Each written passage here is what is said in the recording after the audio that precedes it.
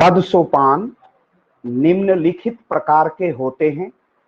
पहला, कार्य के अनुसार पद सोपान।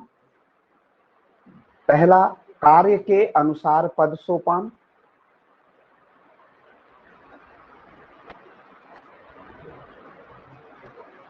कार्य के अनुसार पद सोपान। दूसरा, प्रतिष्ठा के अनुसार पद सोपान। प्रतिष्ठा के अनुसार पद सोपान। प्रतिष्ठा के अनुसार पद सोपान। तीसरा, कार्य कुशलता के आधार पर पद सोपान। कार्य कुशलता के आधार पर पद सोपान।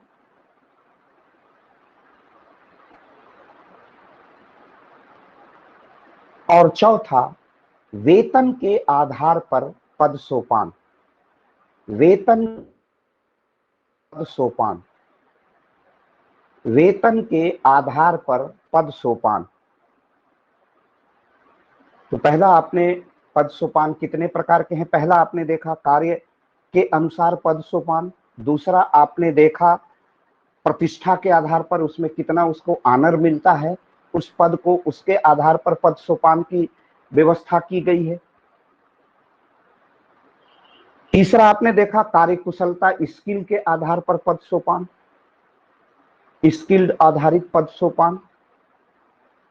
नेक्स्ट आपने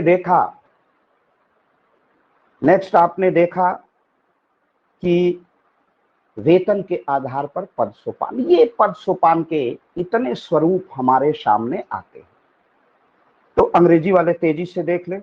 the hierarchy are the following types. The hierarchy of the following types. First, hierarchy by task. Hierarchy by task.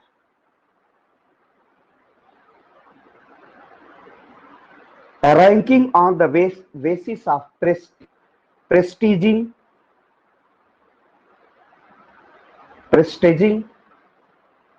Next, ranking based on efficiency. Ranking based on efficiency.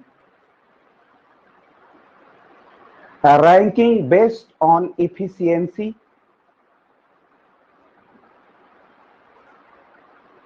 Next, pay hierarchy। अंग्रेजी वाले ने लिख लिया होगा। अब इनकी एक एक की व्याख्या हम कर लेते हैं। एक एक की व्याख्या करेंगे तो ये क्रम आगे बढ़ जाएगा और हम इसको सुचारू रूप से समझ सकते हैं।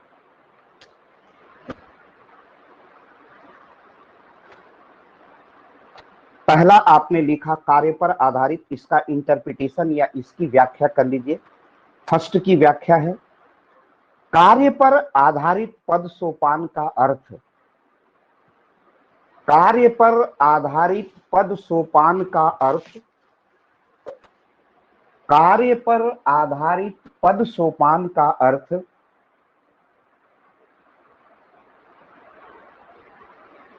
कार्य पर आधारित पद सोपान का अर्थ है कि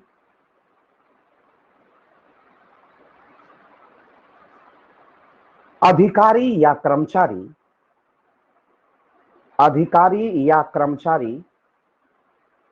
के कार्यों के आधार पर, अधिकारी या कर्मचारी के कार्यों के आधार पर पद श्रृंखला का निर्माण किया जाता है।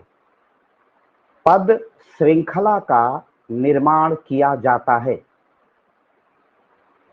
पद श्रृंखला का निर्माण किया जाता है। जिस अधिकारी का कार्य बड़ा होता है, जिस अधिकारी का कार्य बड़ा होता है उसका पद भी बड़ा होता है। जिस अधिकारी का कार्य बड़ा होता है उसका पद भी बड़ा होता है। जिस अधिकारी का कार्य पद बड़ा होता है उसका पद भी बड़ा होता है। उसका पद भी बड़ा होता है। दूसरा, अब सारे की व्याख्या हम एक एक करके कर दे। दूसरा आप लिखिए, पद सोपान का एक आधार पद का होता है। पद सोपान का एक आधार पद का होता है कि वो किस पद पर है, पद का होता है। जो अधिकारी जिस पद पर होता है, जो अधिकारी जिस पद पर होता है,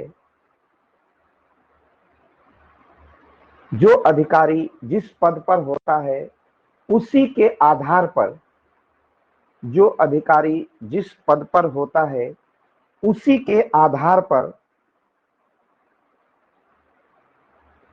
या उसी के अनुसार, उसी के आधार पर या उसी के अनुसार उसका स्तर निर्धारित होता है।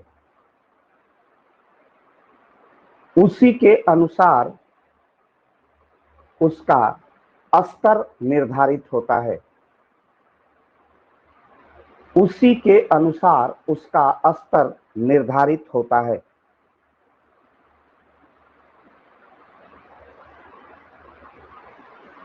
यह स्थिति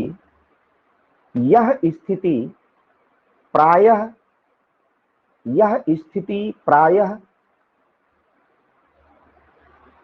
सैन्य प्रशासन में देखने को मिलती है। यह स्थिति प्रायः सैन्य प्रशासन में, यह स्थिति प्रायः सैन्य प्रशासन में देखने को मिलती है। यह स्थिति प्रायः सैन्य प्रशासन में देखने को मिलती है। नेक्स्ट,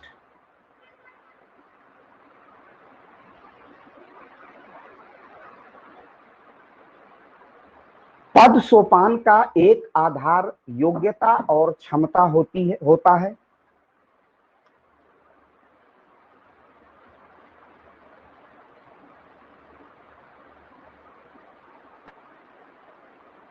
पद सोपान का एक आधार योग्यता और क्षमता होता है। योग्यता और क्षमता होता है। यह पद सोपान औद्योगिक यह पद सोपान औद्योगिक प्रतिष्ठान में देखने को मिलता है। यह पद सोपान औद्योगिक प्रतिष्ठानों में देखने को मिलता है। औद्योगिक प्रतिष्ठानों में देखने को मिलता है। यह पद सोपान औद्योगिक प्रतिष्ठानों में देखने को मिलता है।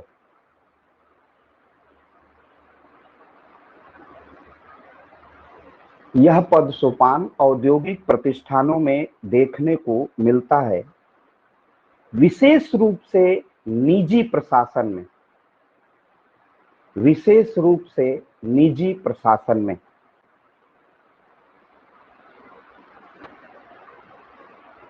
विशेष रूप से निजी प्रशासन में।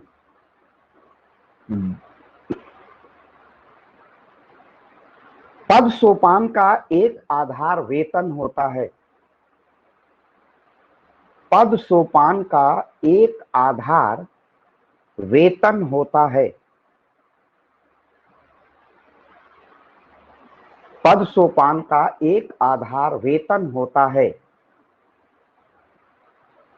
जिसका जितना अधिक वेतन होता है, जिसका जितना अधिक वेतन होता है वह उतने अधिक बड़े पद पर प्रतिष्ठित होता है। वह उतने बड़े पद पर प्रतिष्ठित होता है। वह उतने बड़े पद पर प्रतिष्ठित होता है। वह उतने बड़े पद पर प्रतिष्ठित होता है। वह उतने बड़े पद पर प्रतिष्ठित होता है। अंग्रेजी वाले जल्दी से वो तो सारा अनुवाद कर लेंगे, इसमें समय भी लगता है, फिर भी मेरी आवाज नहीं पहुंच रही है क्या? पहुंच रही है। किसी ने गुड इवनिंग का संदेश भेजा है। सर सबको good evening. Yes yes yes, okay. The hierarchy are, ये तो हो ही गया है। अब फर्स्ट आप लिख लीजिए, work based hierarchy means, work based hierarchy means, work based hierarchy means that the rank chain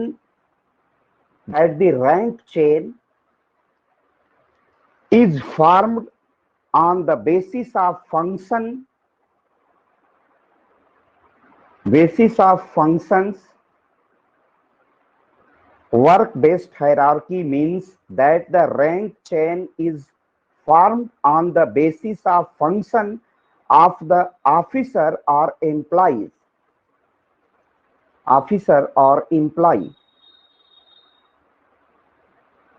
The officer whose work is bigger, his post also bigger. Next,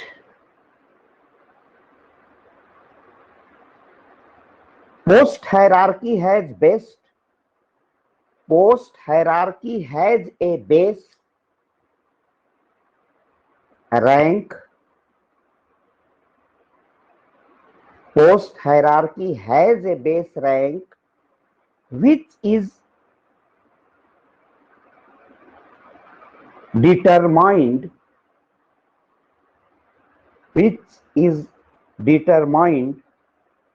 according to the position of the officer is in. According to the position of officer is in. This situation is often seen in military administration. Next, one of the base of rank hierarchy is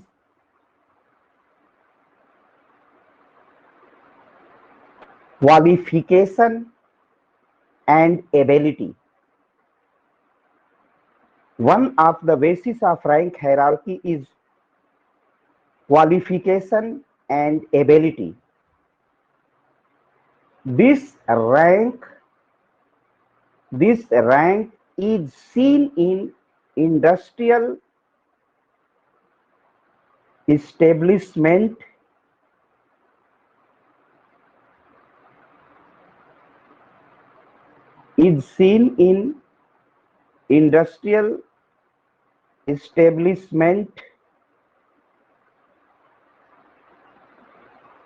especially in private administration.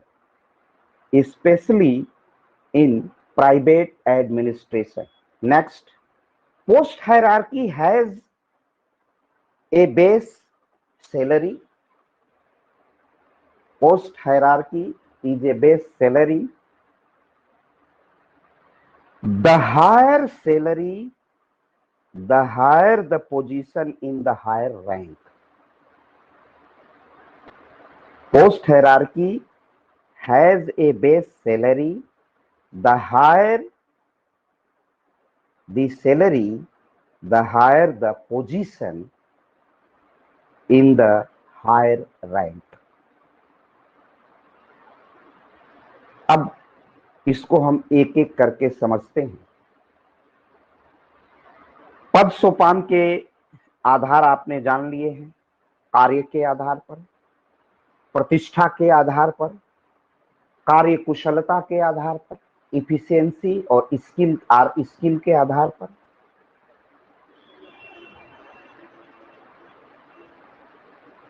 ये हमारी इतनी 4 विशेषताएं हैं, इतने आधार पर पद सोपान का निर्माण होता है। इसको एक एक करके समझते हैं। कार्य पर आधारित क्या है? कार्य पर आधारित कर्मचारी या जो भी अधिकारी हो, ये मैंने अधिकारी शब्द छोड़ दिया है तो आप उसको समझ लीजिए, अधिकारी और कर्मचारी।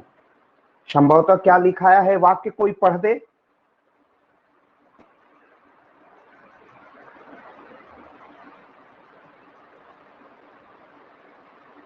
क्विकली, जल्दी से आप करिए।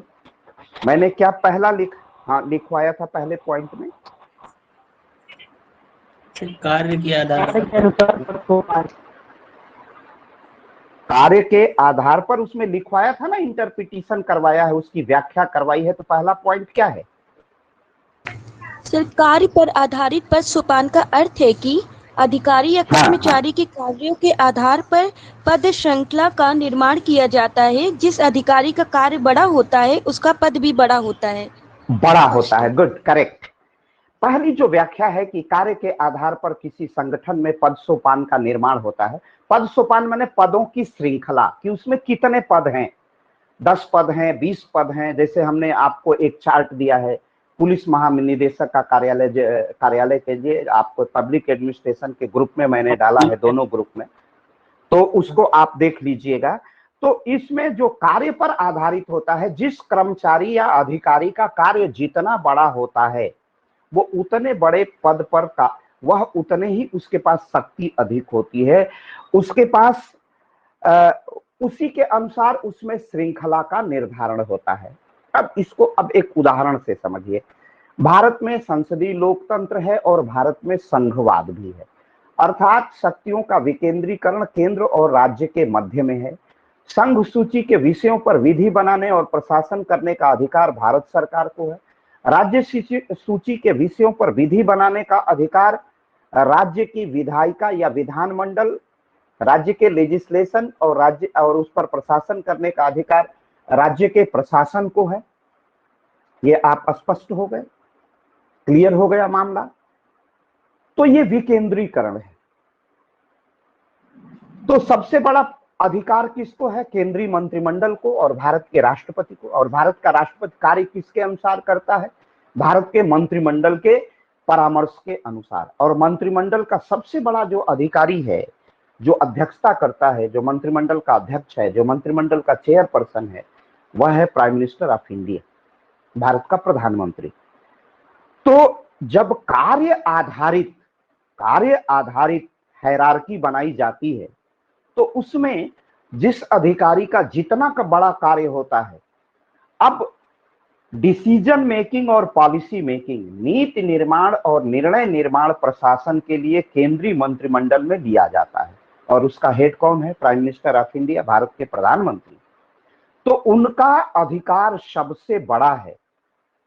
तो जिसका अधिकार सबसे बड़ा होता है वो सबसे बड़े शीर्ष पर होता है, और वहां पर पदों की श्रृंखला भी बढ़ जाती है।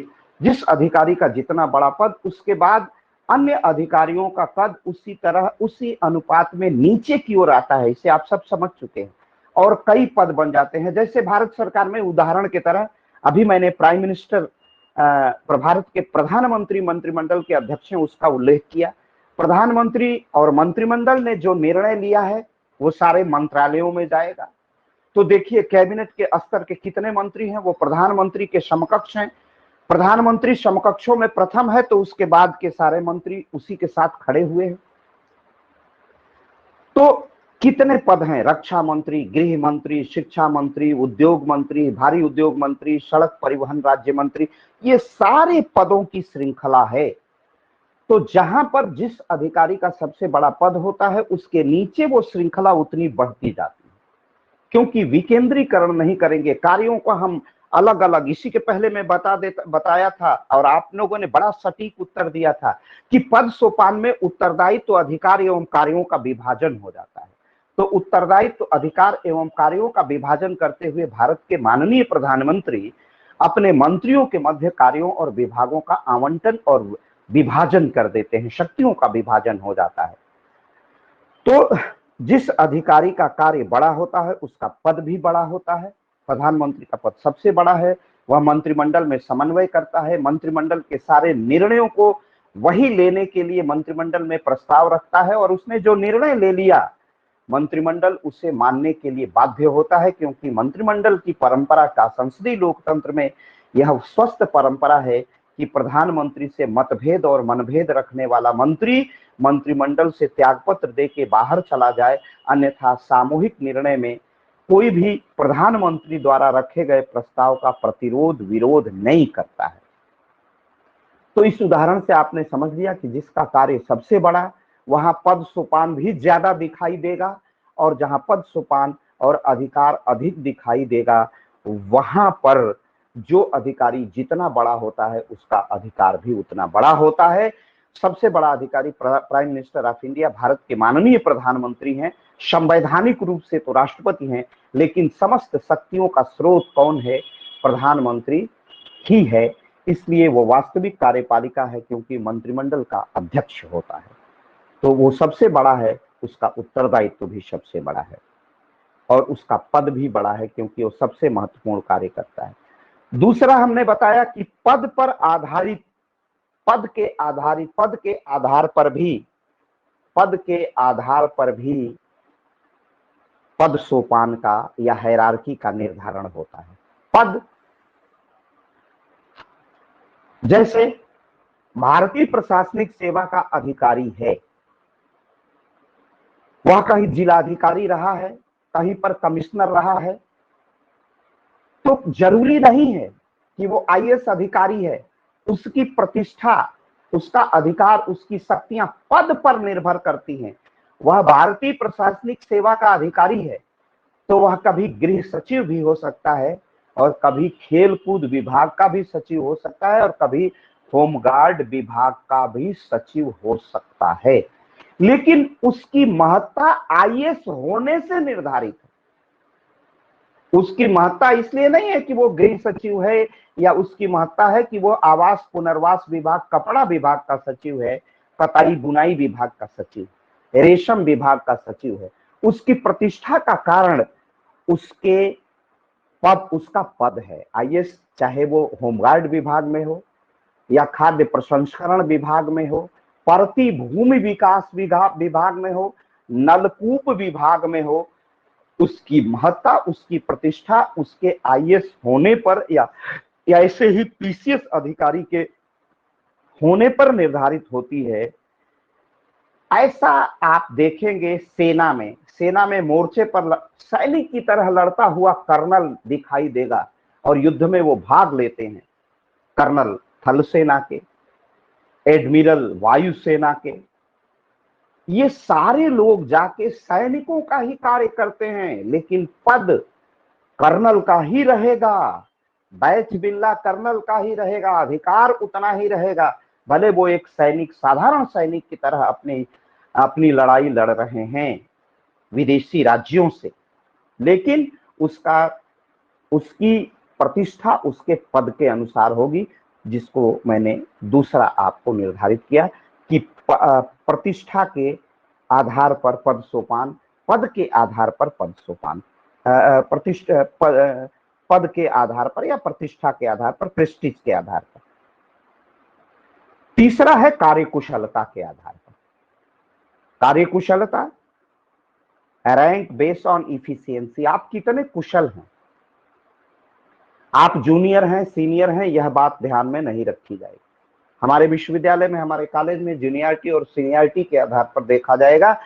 अगर यह हायरार्की किस पर बनती, कौन अच्छा पढ़ाता है, कौन विद्वान है, कौन बच्चों से ज्यादा कम्युनिकेट करता है, अगर इसके आधार पर होता तो ये हायरार्की नहीं बन पाती। लेकिन जहां पर व्यवसायिक प्रतिष्ठान है, जहां पर औद्योगिक इकाइयां हैं, वहां पर एक मैनेजर ज्यादा उत्पादन कर देता है। जैसे किसी बिजली के पावर प्रोजेक्ट का कोई चीफ इंजीनियर है, वह वहां पर जनरल मैनेजर का काम कर रहा है, उसको निर्धारित 2500 मेगावाट उत्पादन करना है उस प्रोजेक्ट को। लेकिन उस प्रबंधक ने 2500 मेगावाट की जगह पर उन्हीं संसाधनों, उन्हीं कर्मचारियों से अगर वह 2700 और 3000 मेगावाट विद्युत का उत्पादन करने लगे, तो वो चाहे जूनियर हो या सीनियर, प्रश्न इसका नहीं होता है। ये प्राइवेट संस्थानों में ज्यादा देखा जाता है, यह प्रॉफिट बेस्ड होता है, लाभ आधारित पद सोपान होता है। जो बढ़िया काम करता है वह चाहे जूनियर हो या बहुत जूनियर हो, सीनियर हो, इस पर नहीं देखा जाता है। चाहे सीनियर हो या जूनियर हो, उसमें कितनी इफिशियंसी है, उसमें कितनी कार्यक्षमता है, उसमें कितनी कार्यकुशलता है, इसी के आधार पर उसका आकलन किया जाता है, कार्यकुशलता के आधार पर। और ये ज्यादातर, और एक अंतिम होता है पद सोपान का आधार वेतन। वेतन जिसका सबसे ज्यादा है वह उतने बड़े पद और अधिकार की शक्तियों का प्रयोग करता है, उसकी प्रतिष्ठा अधिक होती है। तो सामान्यतः जो पद सोपान में दिखाई देता है वह पहला आधार कार्य के अनुसार और कार्यकुशलता के आधार, यह प्रशासन में के पद सोपान का एक सबसे प्रचलित स्वरूप है। अब हम आते हैं कि क्या क्या मेरिट है, क्या क्या डिमेरिट है, इस पर अब हम लोग वार्ता करते हैं। क्या पद सोपान के क्या लाभ हैं? किसी का भी लाभ है, उसका नकारात्मक पक्ष और सकारात्मक पक्ष होता है। पद सोपान कहीं बहुत मात्रा में उपयोगी भी है, लेकिन पद सोपान कभी कभी अनुपयोगी भी है, अनुपयुक्त भी लगता है, प्रतीत होता है। तो अब हमें इसके पद सोपान के क्या मेरिट्स हैं, पद सोपान के क्या गुण हैं, इसको देखना है। पद सोपान के निम्नलिखित महत्वपूर्ण गुण हैं।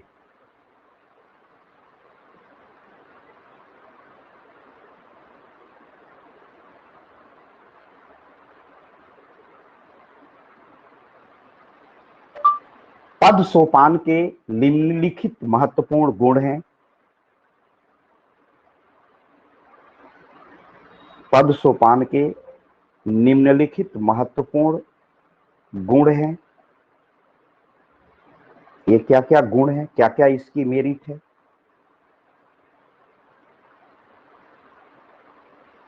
पद सोपान के निम्नलिखित महत्वपूर्ण गुण है।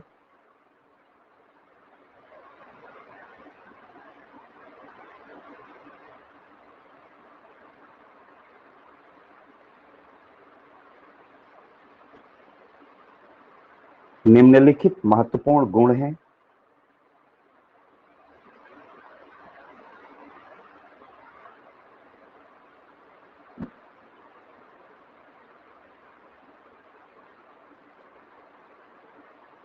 Following are important properties of hierarchy, या following are the important merit of hierarchy.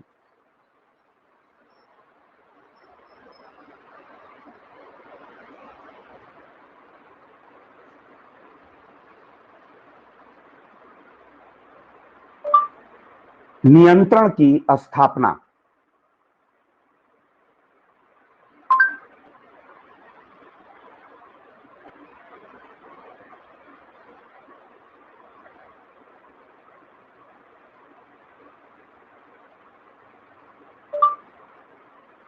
पद सोपान का सबसे बड़ा लाभ होता है कि इससे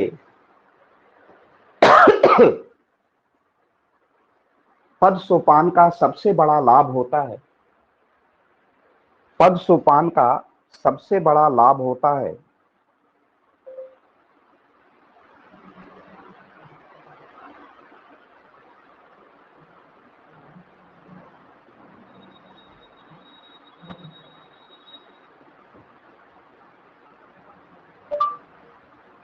कि संगठन का शीर्ष अधिकारी अपने पूरे विभाग पर नियंत्रण स्थापित करने में सफल होता है।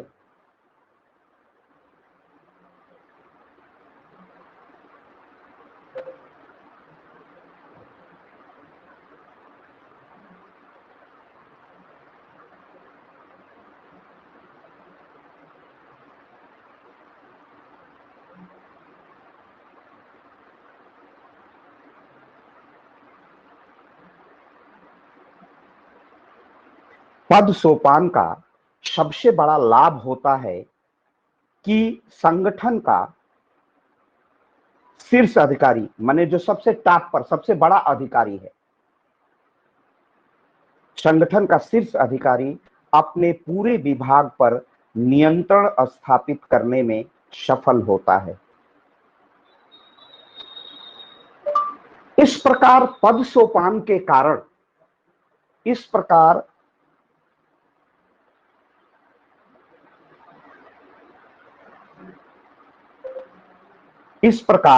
पद सोपान के कारण संगठन में आदेश की एकता बनी रहती है। आदेश की एकता बनी रहती है। आदेश की एकता बनी रहती है। आदेश की एकता बनी रहती है। सबसे पहले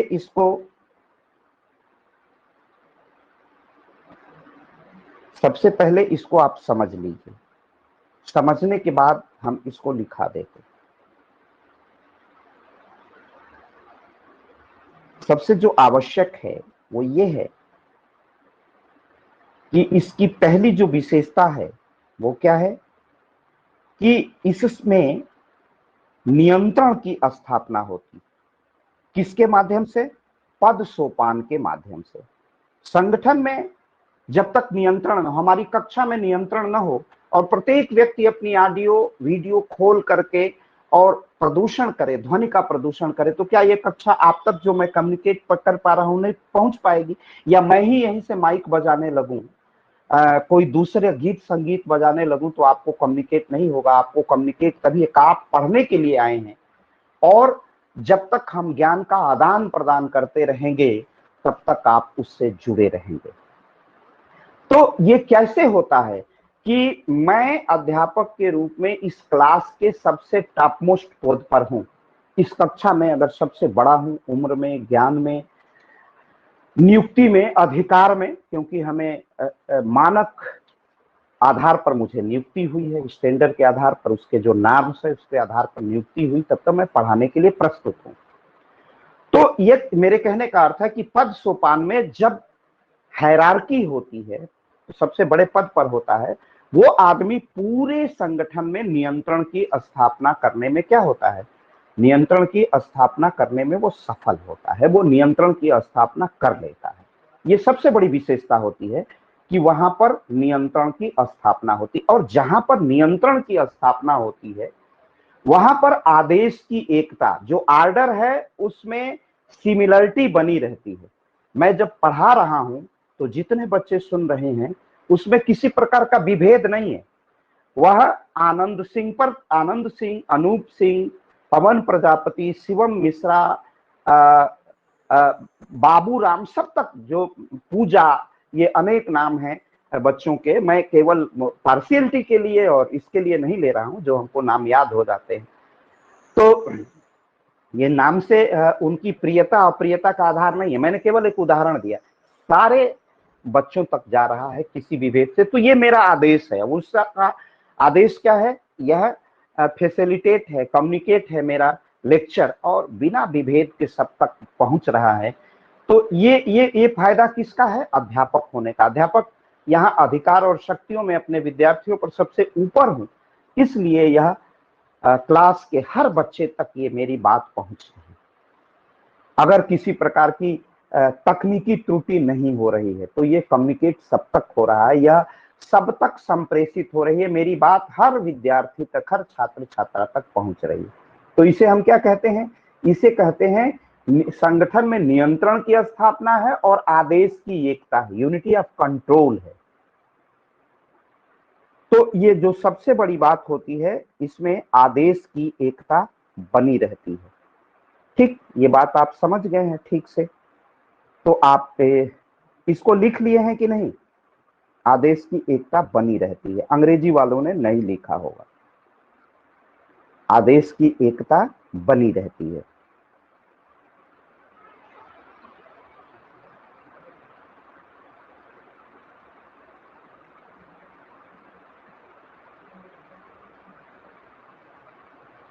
चलिए हिंदी वाले लिखिए। पहला, नियंत्रण की स्थापना। पद सोपान का सबसे बड़ा लाभ होता है कि पद सोपान का सबसे बड़ा लाभ होता है कि पद सोपान का सबसे बड़ा लाभ होता है कि संगठन का शीर्ष अधिकारी, शीर्ष माने सबसे बड़ा,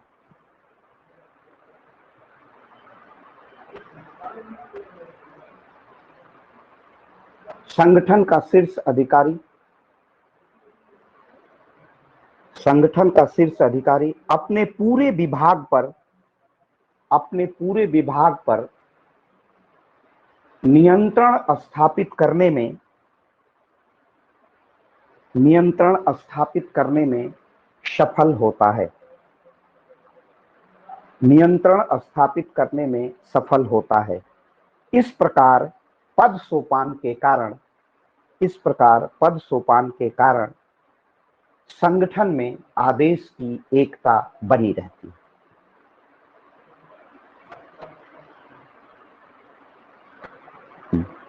इस प्रकार पद सोपान के कारण संगठन में आदेश की एकता बनी रहती है।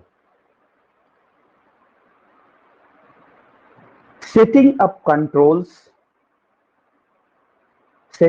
controls, the biggest advantage of hierarchy is that the top officers of the organization, the biggest advantage of hierarchy is that the top officers of the organization is successfully in establishing control over his entire department,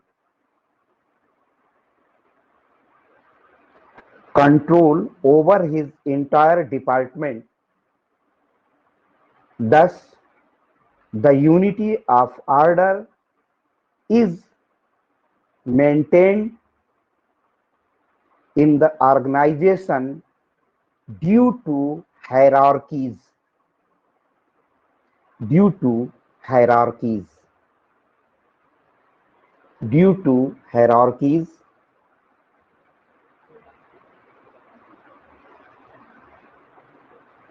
Next,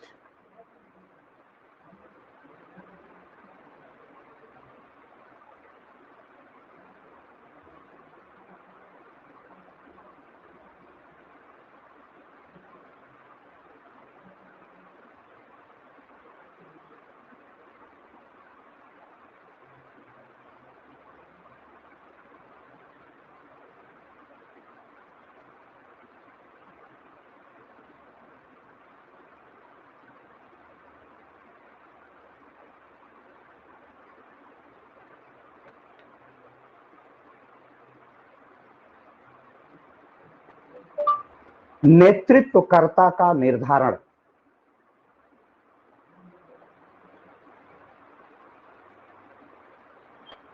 नेतृत्वकर्ता का निर्धारण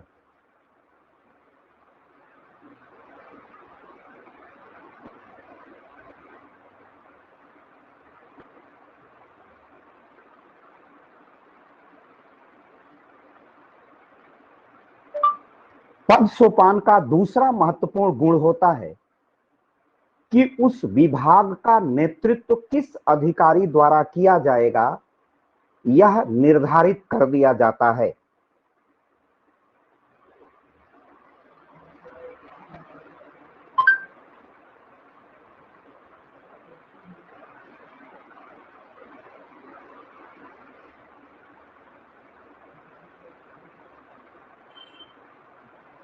पद सोपान का दूसरा महत्वपूर्ण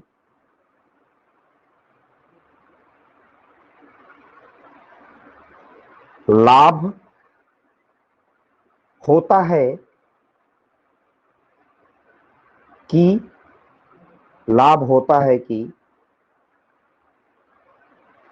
विभाग का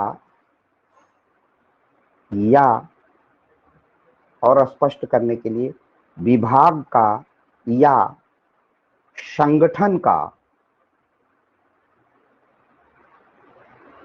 विभाग का या संगठन का नेतृत्व किस अधिकारी द्वारा किया जाएगा यह निर्धारित कर दिया जाता है। यह निर्धारित कर दिया जाता है। यह निर्धारित कर दिया जाता है। यह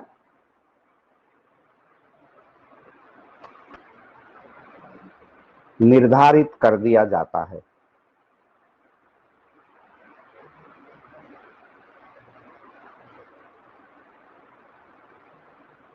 तो दूसरा इसका लाभ हो गया नेतृत्व का निर्धारण। पद सोपान का दूसरा महत्वपूर्ण लाभ होता है कि विभाग या संगठन का नेतृत्व कौन करेगा इसका निर्धारण कर दिया जाता है। पद सोपान की सबसे बड़ी विशेषता कि कौन नेतृत्व करेगा यह निश्चित कर दिया जाता है। किसके द्वारा विभाग का नेतृत्व किया जाएगा, संगठन का नेतृत्व कौन करेगा यह निश्चित कर दिया जाता है। तो उसमें कंट्राडिक्शन, किसी प्रकार की प्रतिस्पर्धा नहीं होती है। प्रतिस्पर्धा नहीं होती है। मान्य हो जाता है कि नरेंद्र भाई मोदी ही प्रधानमंत्री हैं और सत्तारूढ़ दल के नेता हैं, तो कोई प्रतिस्पर्धा उनको चुनौती देने वाला नहीं होता है।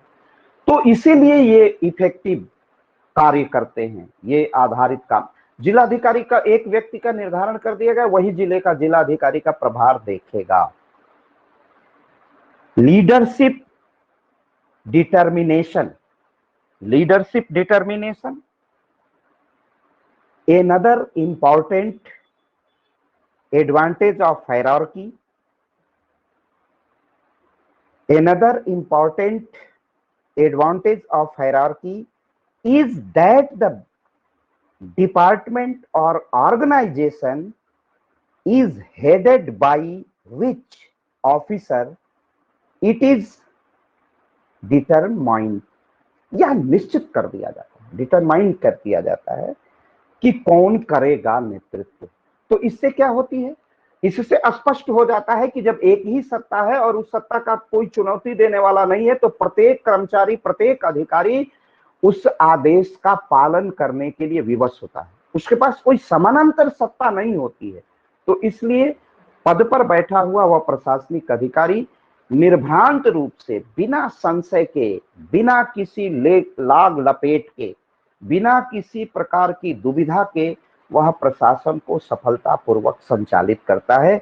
इसका दूसरा सबसे बड़ा लाभांश होता है कि वहां पर एक ही अधिकारी है, और वो कौन अधिकारी होगा, भारत का प्रधानमंत्री कौन होगा निर्धारित कर दिया जाता है। भारत का प्रदेश का मुख्यमंत्री कौन होता है संसदीय दल की बैठक में, विधायक दल की बैठक में निर्धारित कर दिया जाता है। फिर सारे मंत्रिमंडल के सदस्य उसके नीचे होंगे। तो ये क्या है, वहां पर नेतृत्व निर्धारित कर दिया जाता है। जिलाधिकारी कौन होगा इसको मुख्यमंत्री निर्धारित कर देगा, तो कोई दूसरा व्यक्ति जिलाधिकारी के शक्तियों का प्रयोग नहीं करेगा। पुलिस अधीक्षक कौन होगा यह निर्धारित कर दिया जाता है। विजय खत्री इलाहाबाद प्रयागराज जनपद के जिलाधिकारी होंगे, ये उत्तर प्रदेश शासन ने निर्धारित कर दिया है, तो कोई दूसरा व्यक्ति उन शक्तियों का उपयोग नहीं करेगा। तो लीडरशिप पद सोपान में पहले से ही घोषित कर दिया जाता है, निर्धारित कर दिया जाता है।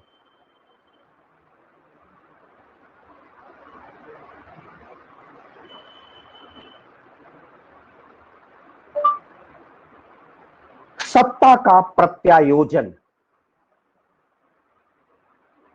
सत्ता का प्रत्यायोजन पोस्ट में समझने के लिए लिख लीजिएगा सत्ता का विभाजन। सत्ता का प्रत्यायोजन, इस शब्द से आप परिचित हैं। प्रत्यायोजन मैंने आपको बताया था, कुछ बच्चों को याद होगा, कुछ बच्चों को ये याद होगा।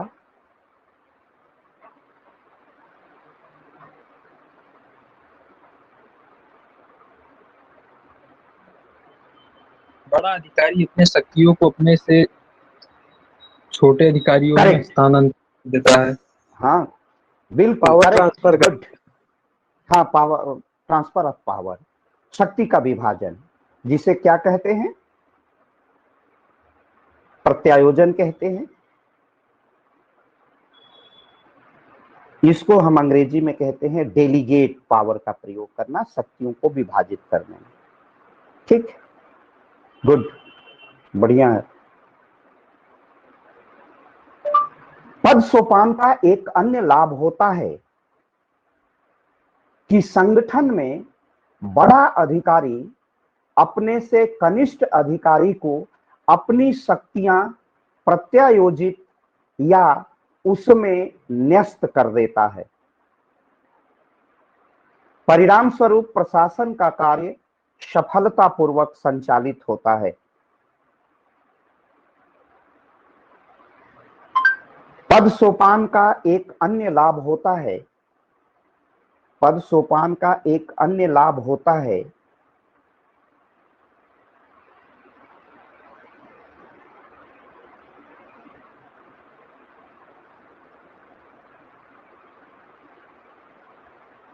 कि संगठन में बड़ा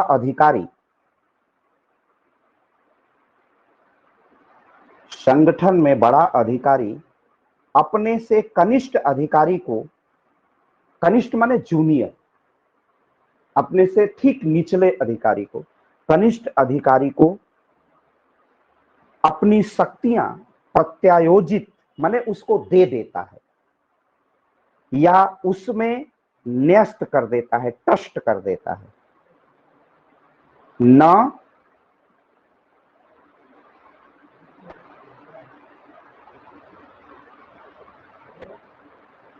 यह श आधा न्यस्त कर देता है, न्यस्त कर देता है। परिणाम स्वरूप प्रशासन का कार्य सफलतापूर्वक संचालित होता है। अब ये कैसे सफलतापूर्वक संचालित होता है इसको समझ लें। जिला अधिकारी अपने अधिकतम शक्तियों को उप जिला अधिकारी एसडीएम में, डीएम अपनी अधिकतर शक्तियों को एसडीएम में न्यस्त कर देता है, उसको दे देता है, सौंप देता है। अब प्रत्येक जिला अधिकारी एक है और तहसीलें अनेक हैं। एक जनपद में प्रायः 7, प्रयागराज बड़ा जनपद है तो यहाँ तहसीलों की संख्या ज्यादा है। छोटे जनपदों में सामान्यतः कम से कम 3 या 4 तहसील है, तो हर तहसील में जिलाधिकारी नहीं पहुंच सकता है। अगर वो पहुंच भी सकता है तो किस क्षेत्र में क्या समस्या है उसकी जानकारी उस क्षेत्र के अधिकारी ही जानते हैं। तो ऐसे में जिलाधिकारी उप जिलाधिकारी को अपनी शक्तियां विभाजित करके अपनी ही शक्तियों को, अपने अधिकार और शक्तियों को उसमें दे देता है, सौंप देता है। तो जब सौंप देता है तो वो कार्य वहां पर आसानी से हो जाता है। जैसे मैं उदाहरण बताऊं, अब पब्लिक एडमिनिस्ट्रेशन में तो उस तरह आप नहीं समझ पाएंगे, लेकिन मैं बताऊं, जैसे एक है आईपीसी कहते हैं, वो मौलिक विधि है, उसमें अपराध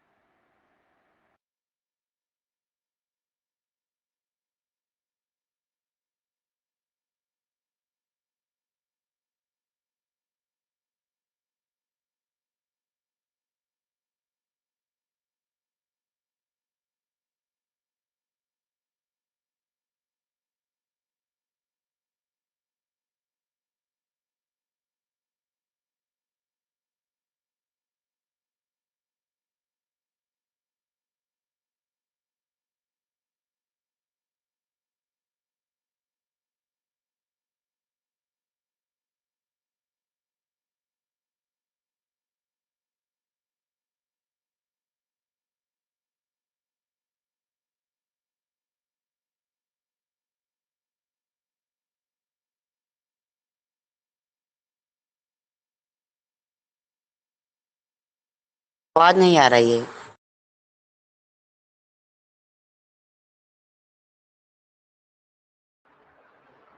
कुछ बीच में रुकावट आ गई थी फोन के कारण, इसके लिए सॉरी।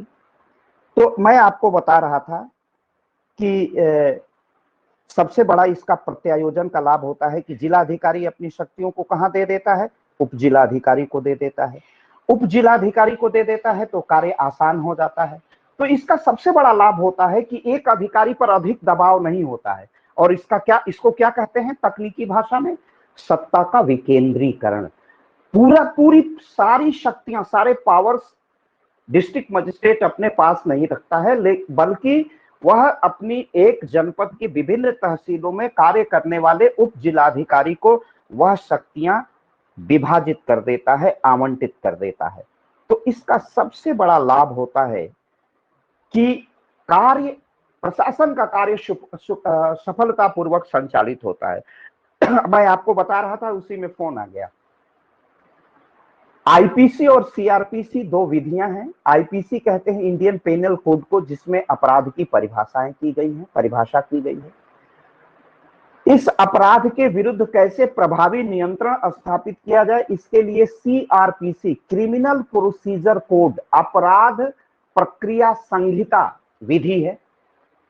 उसमें एक सेक्शन है जिसे हम लॉ में 1, 2, 3 जब ये श्रृंखला बनाते हैं कि धारा 1 में क्या है, धारा 2 में क्या है, अंग्रेजी में उसे सेक्शन कहते हैं। तो एक सेक्शन होता है 135, न्यूसेंस। अगर किसी व्यक्ति ने अकेले रास्ता बंद कर दिया है और उससे हजारों लोग गांव के आते जाते हैं, या शहर में है या गांव में कहीं भी, तो ये जिला अधिकारी की शक्ति है कि उसको तत्काल प्रभाव से उस व्यक्ति को जिसने रास्ता रोका है, रास्ते को सकरा कर दिया है, उसके विरुद्ध दंडनात्मक कार्रवाई करें। इसको 135 कहा जाता है, सीआरपीसी। यह जिलाधिकारी ने इस शक्ति को अपने उप जिलाधिकारी में बांट दिया है। तो उप जिलाधिकारी में बांटने के कारण अब जहां पर भी, जिस तहसील में भी अगर इस प्रकार का न्यूसेंस, लोक अपदूषण, इसकी हिंदी की गई है लोक अपदूषण, कहीं पर भी यह लोक अपदूषण उत्पन्न होता है, न्यूसेंस क्रिएट होता है, तो जिलाधिकारी के इस शक्ति का प्रयोग उप जिलाधिकारी कर देता है। तो ये इसी तरह प्रधानमंत्री से लेकर ग्राम प्रधान तक ये छोटी छोटी शक्तियों का जो विभाजन है, विकास की शक्तियों का विभाजन है, इसको हम प्रत्यायोजन विधायन के नाम से जानते हैं। यह अक्सर वरिष्ठ अधिकारी अपने कनिष्ठ अधिकारी को अपनी शक्तियां प्रदान करता है। हिंदी वालों ने लिख लिया है ना, कि हिंदी वालों को भी लिखाना है? हो गया सर, हो गया है। इंग्लिश वाले लिख लें, delegation of power. Delegation of power, another advantage of the hierarchy is that the senior officer in the organization, delegation of power, another advantage of the hierarchy is that the senior officer in the organization delegates his power to an officer junior to him. As a result, the work of administration is conducted successfully. Is conducted successfully.